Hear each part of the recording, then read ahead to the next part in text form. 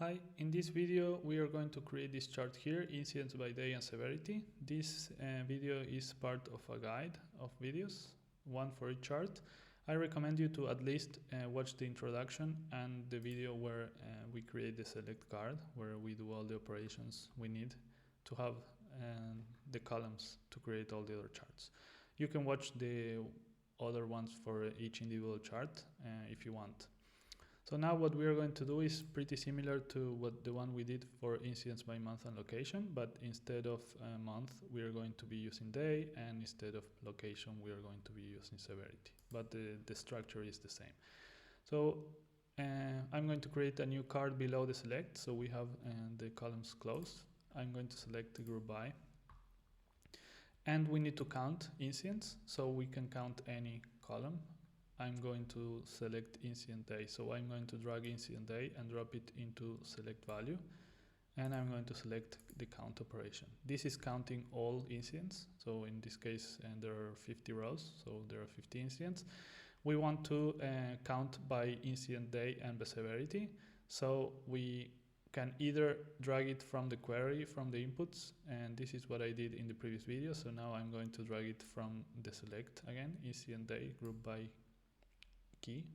I'm going to drop it there.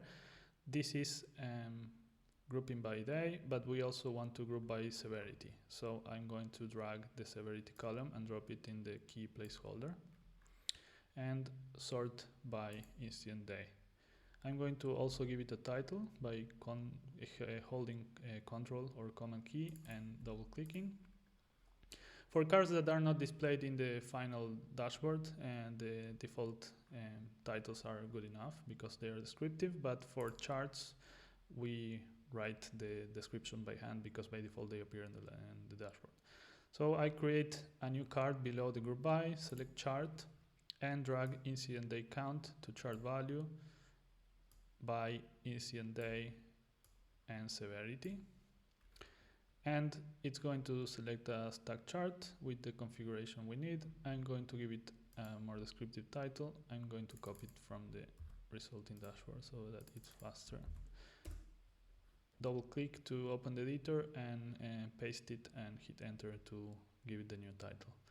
So we don't need any extra configuration because by default it selected the right chart, and also it gives descriptive colors for words that have a specific meaning. So these words are already mapped to good default colors, so we don't have to do anything in particular.